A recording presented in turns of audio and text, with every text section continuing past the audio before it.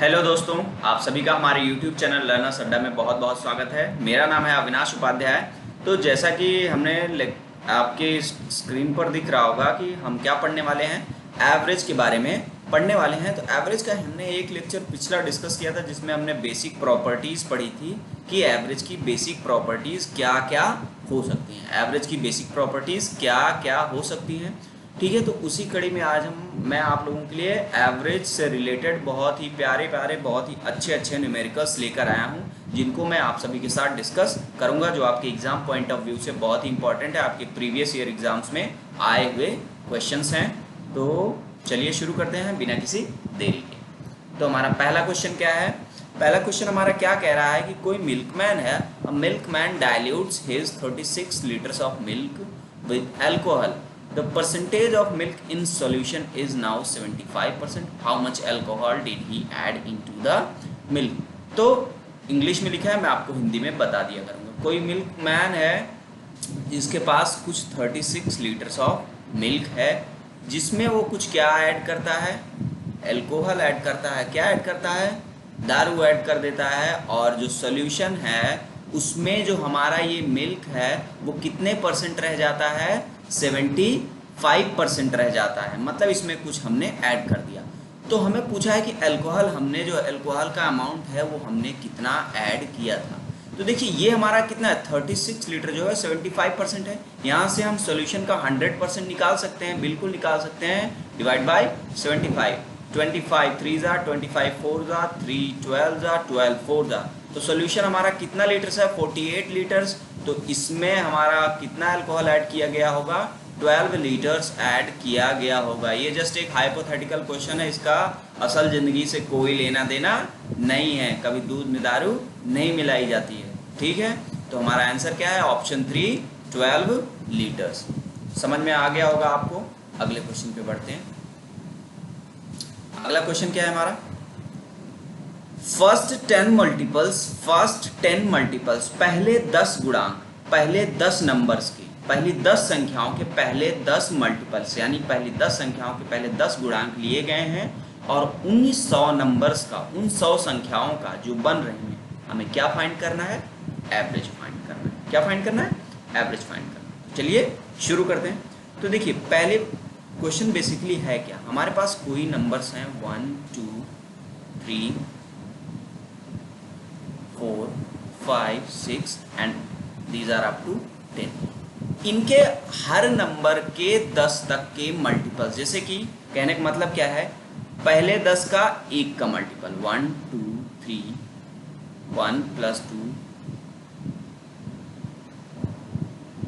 1 + 2 + 3 + 4 + 5 + 6, ये हो गया सबका 1 का मल्टीपल। एवरेज डालना है तो सम ऑफ नंबर्स करेंगे, प्लस ऐसे ही 2 के मल्टीपल्स फाइंड करेंगे, 1 + 2 + अप टू 10। ऐसे हम कहाँ तक जाएंगे? 10 के मल्टीपल्स तक। कहाँ तक? 10 के मल्टीपल तक जाएंगे, 1 + 2 + 3 एंड कहाँ तक? Up to 10। ओके, और इसको डिवाइड किससे करेंगे? हमारे पास कितने नंबर्स हैं? हमारे पास नंबर ऑफ नंबर्स कितने हैं? 100। ओके, अब यहाँ से इसको सिंप्लीफाई कैसे करेंगे? देखिए ये आपको दिख रहा होगा, 10 टर्म्स में क्या है? कॉमन है। 1 + 2 + 3 + 4 + 5 अप टू 10, ये जो है सारे टर्म्स में कॉमन था। और दूसरे में क्या बचेगा? दूसरे ब्रैकेट में भी यही बचेगा, 1 + 2 + 3 + 4 and up to 10 divided by 100। आपको पता है n नेचुरल नंबर्स का सम क्या होता है? n × n + 1/2, n × n + 1/2। तो n यहाँ पर हमारा कितना है? n यहाँ पर हमारा 10 है। 10 × n + 1 11 डिवाइड बाय 2 इंटू दूसरे का भी यही होगा, दूसरे का भी यही होगा। करते हैं, क्या होगा? 10 × 11 divide by 2 whole divided by 100। कितना आ जाएगा? 2 5 जा 2 5 जा, तो ये कितना आ जाएगा? 55 × 55 डिवाइडेड बाय 100। ये कितना आ जाएगा? 5.5 × 5.5। तो 5.5 का स्क्वायर कितना होता है? 30.25। यही हमारा क्या है, यही हमारा आंसर है। तो हमारा आंसर मैच किससे कर रहा है, नन ऑफ दिस। तो हमारा आंसर क्या है, none of this. I hope इस चीज़ें आपको क्लियर हो गई होंगी।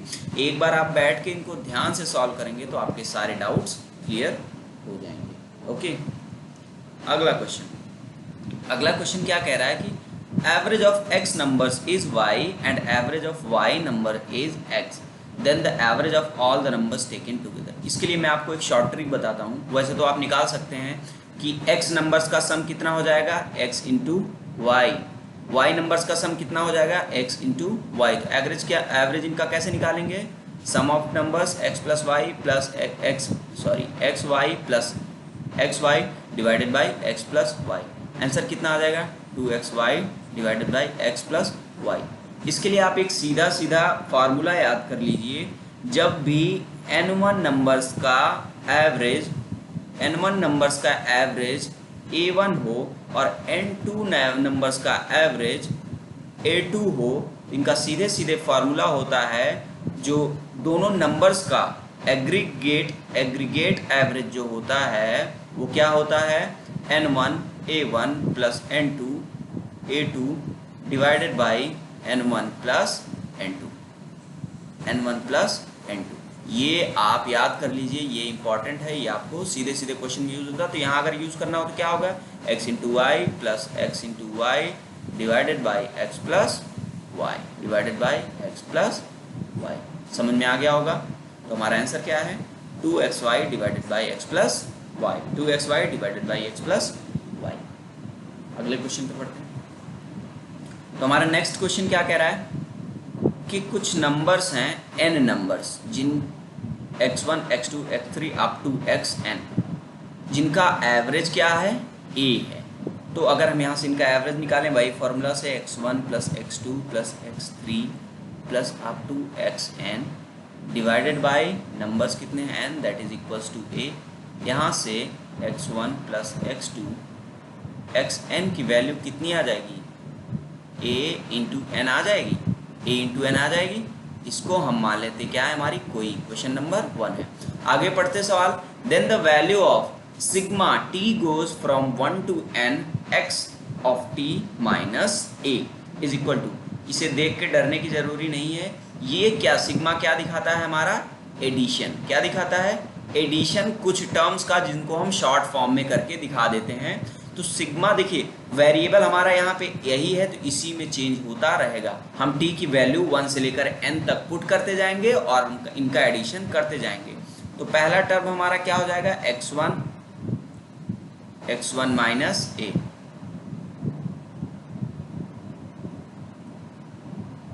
तो यहाँ से हम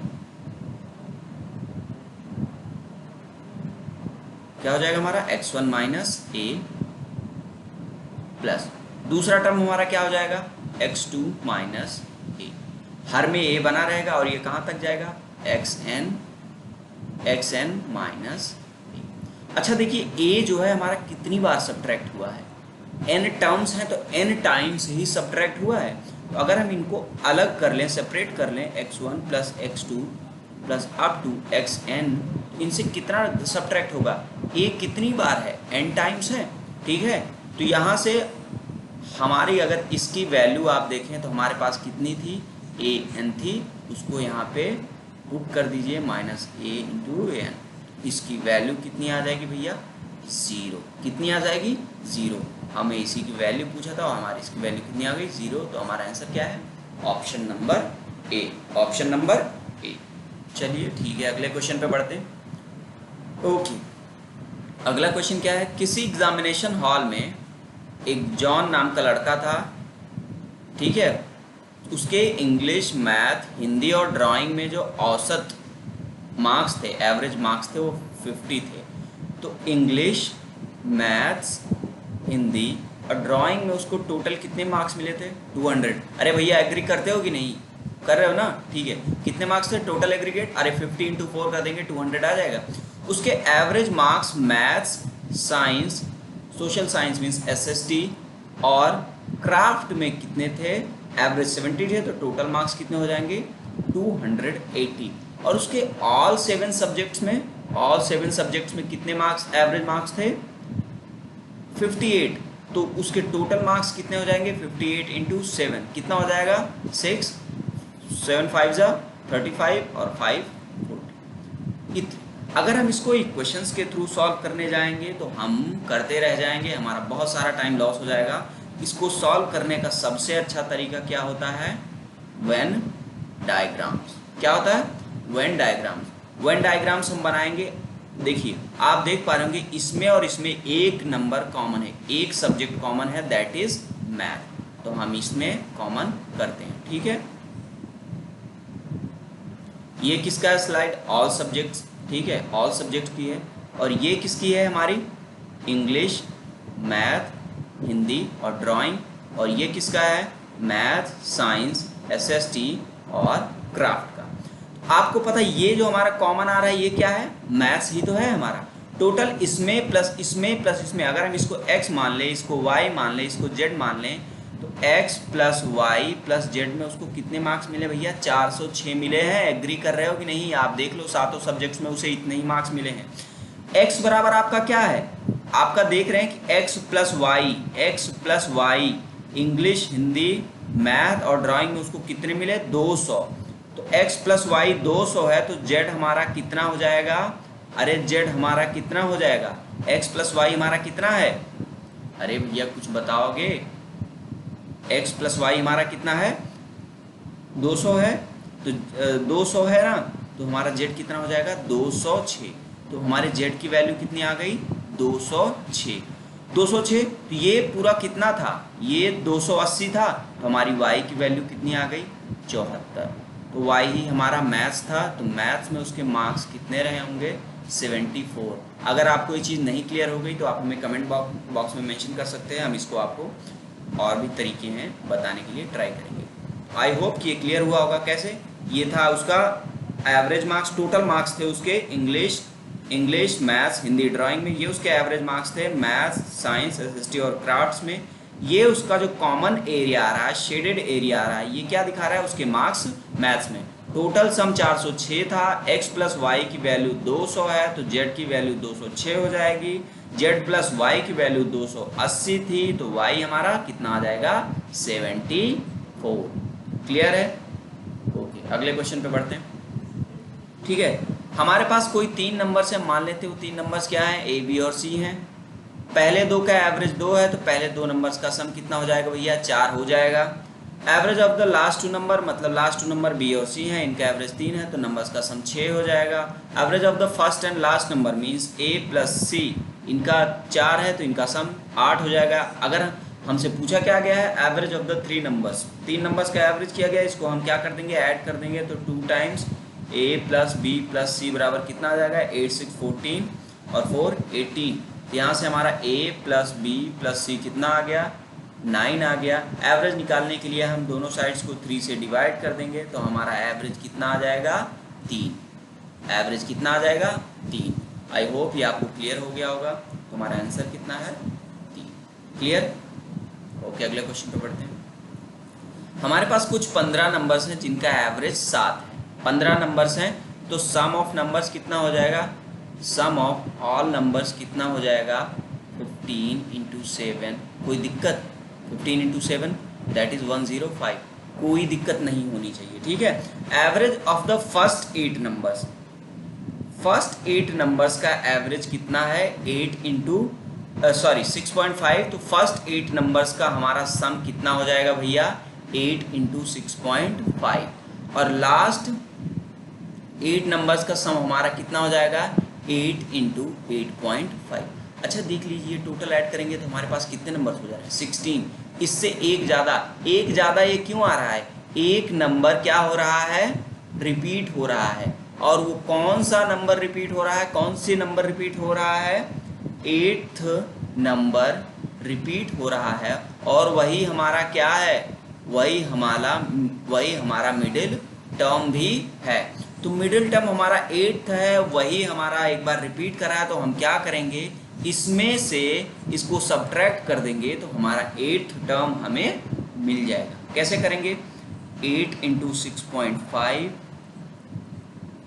8 इंटू 6.5 प्लस 8 इंटू 8.5 माइनस 105। ये 8, ये 16 नंबर्स हैं, ये 15 नंबर्स का सम है। एक यहाँ पे ज़्यादा क्यों है? क्योंकि 8th टर्म हमारा क्या हुआ था? रिपीट हुआ था, जो कि हमारा मिडिल टर्म है, वही हमें चाहिए। तो यहाँ से 8 कॉमन ले लेंगे तो हमारा कितना हो जाएगा? ये 15 हो जाएगा माइनस 105। तो यहाँ से हमारा 120 माइनस 105। तो यहाँ से हमारा 8th टर्म कितना आ जाएगा? 15। कोई दिक्कत? 8th टर्म हमारा कितना आ जाएगा? 15। आई होप ये आपको क्लियर हो गया होगा। अगले क्वेश्चन पे बढ़ते हैं। अगला क्वेश्चन क्या है हमारा कि A B C D E F G are consecutive even numbers, ये कोई लगातार सम संख्याएं हैं, और जे के एल एम एन जो हैं वो कंसेक्यूटिव ऑड नंबर्स हैं। तो हमें इन नंबर्स का एवरेज निकालना है। तो ऐसे क्वेश्चंस को करने का तरीका क्या होता है? इसका हम क्या निकाल लें? पहले एवरेज निकाल लें, ठीक है, प्लस इसका हम एवरेज निकाल लें, और इन दोनों का हम क्या फाइंड कर लें? एवरेज फाइंड कर लें। तो वही हमारा क्या हो जाएगा? आंसर हो जाएगा। ऐसे क्वेश्चन में हम यही अप्रोच लगाते हैं। तो हम अगर इनका देखें तो इनका हमारा एवरेज क्या हो जाएगा? आपको पता है कितने टर्म्स हैं? 1 2 3 4 5 6 7। तो जो हमारा एवरेज होता है वो क्या होता है? n+1/2। n टर्म्स 7 टर्म्स थे, प्लस 8/2 4th टर्म होगा, इनका एवरेज होगा 4th टर्म। तो 4th टर्म क्या था? 4th टर्म आपका d है। इनका एवरेज कितना हो गया? d। Okay, average 2। ये भी अगेन n+1/2 लगाएंगे। कितने टर्म्स हैं? 5 टर्म्स हैं। 5 + 1 6/2। थर्ड टर्म वो हमारा कितना था? l। अब इन दोनों का हम एवरेज निकाल लेंगे, l + d/2।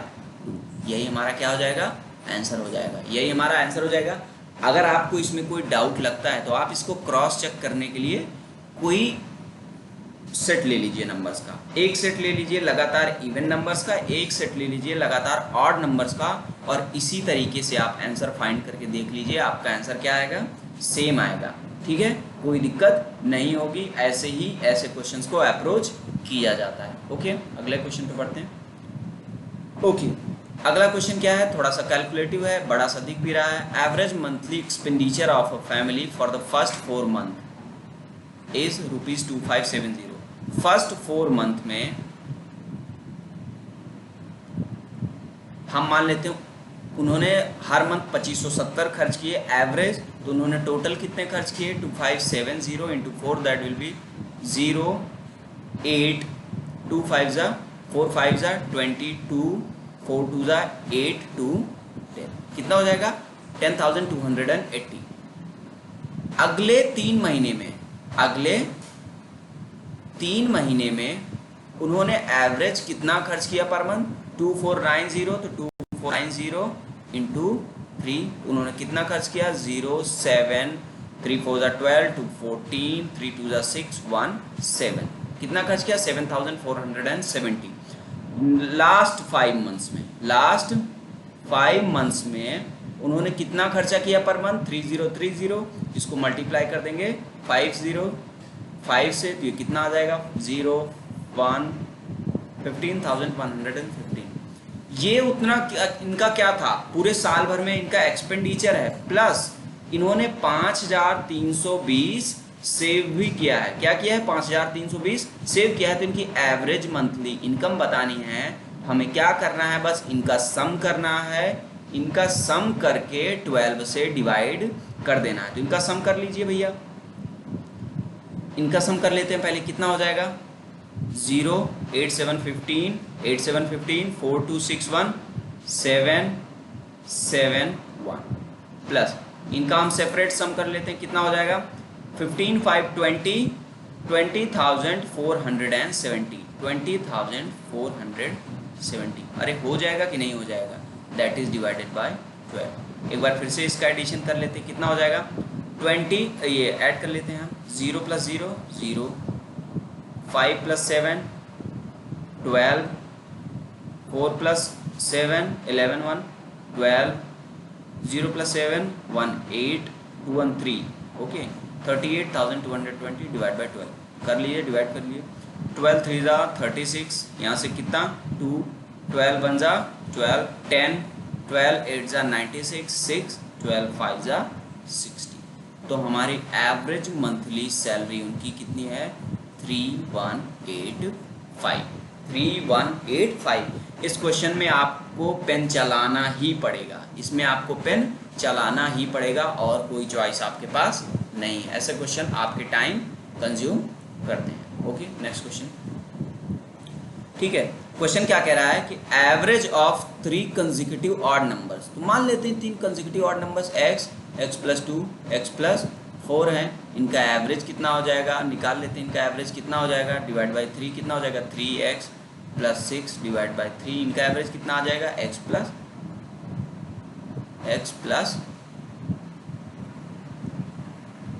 + ओके, आगे पढ़ते क्वेश्चन। हाँ, average of the 3 consecutive odd numbers is 12 more than the 1/3 of the first of these number. In numbers में से फर्स्ट नंबर कौन सा है x। तो जो एवरेज है x/2 सॉरी x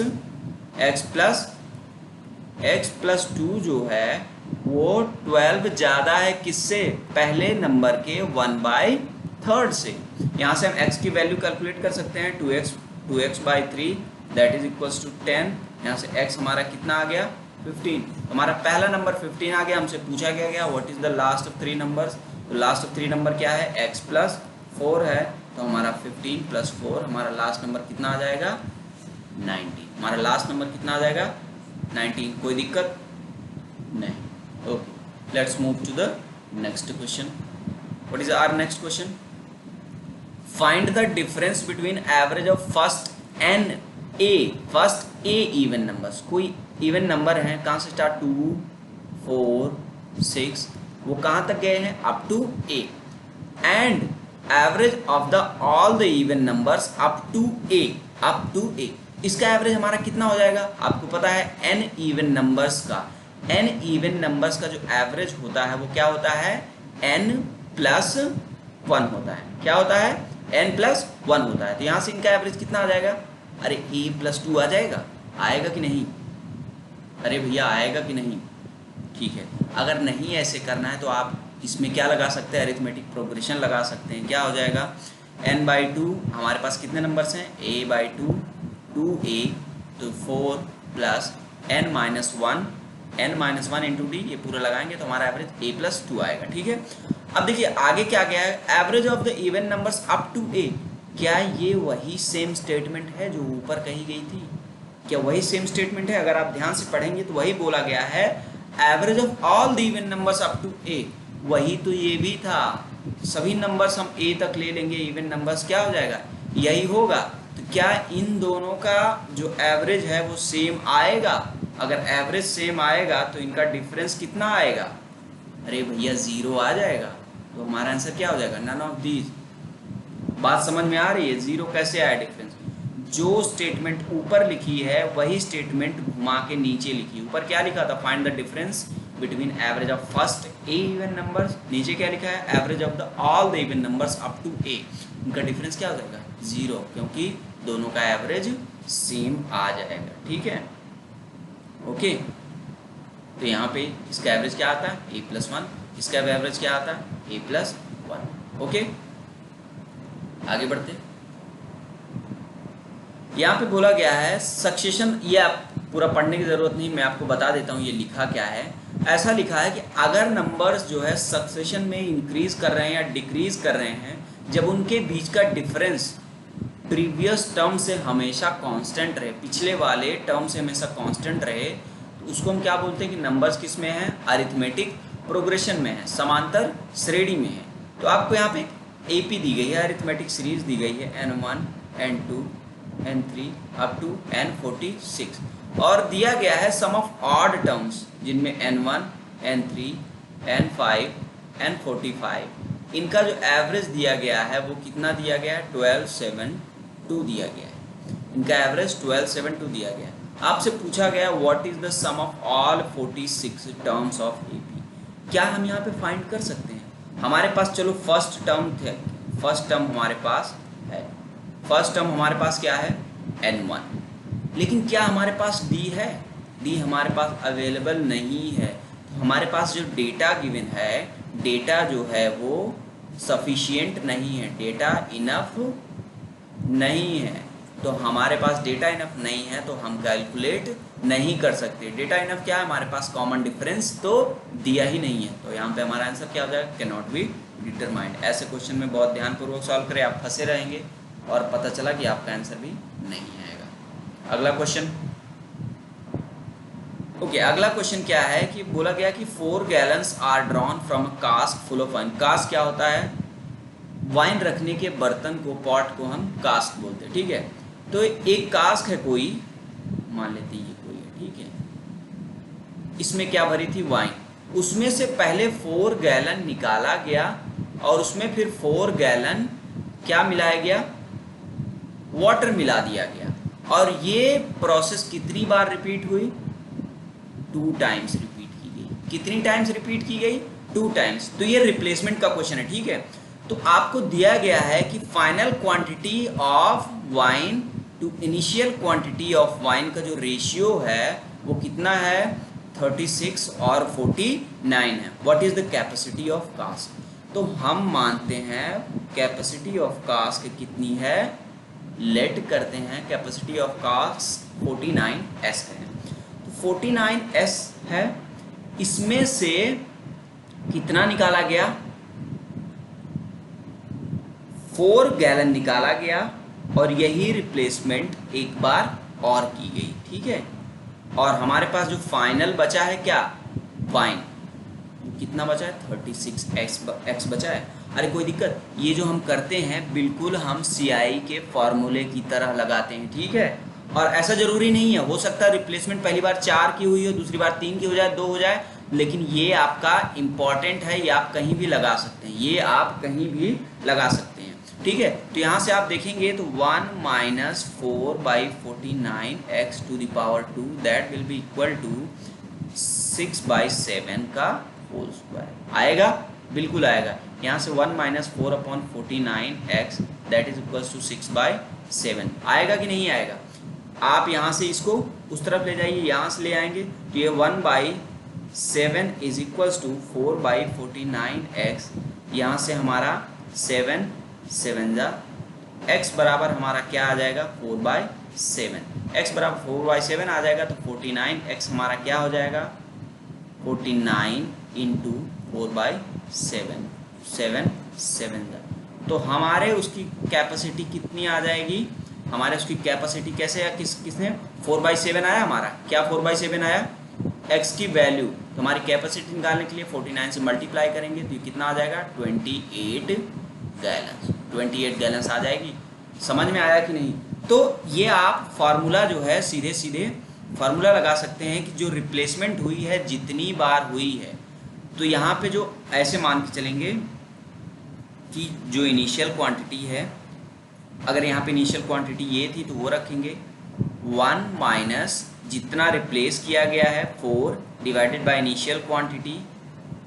अगर जितनी बार रिप्लेसमेंट हुई है, मान लीजिए दूसरी बार 2 रिप्लेस किया गया तो 49x, तीसरी बार जो भी रह गया और जो बची हुई क्वांटिटी है उसके बराबर हम कर देंगे।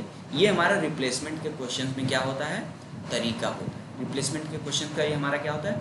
तरीका होता है। और ये जितने भी रिप्लेसमेंट के क्वेश्चन आगे मैं आपको कराऊंगा उसमें मैं बताऊंगा कि आप ये कैसे लगा सकते हैं। ओके, आई होप कि आप लोगों को सारे क्वेश्चंस क्लियर हुए होंगे अच्छे से। अगर नहीं क्लियर हुए हैं तो कोई बात नहीं, फिर से ट्राई करेंगे। लेकिन आप हमारी वीडियोस देखते रहिए, शेयर करते रहिए, हमारे चैनल को सब्सक्राइब करिए, ज़्यादा से ज़्यादा वीडियो को शेयर करिए। So this is the end of our video. God bless you all. Thank you.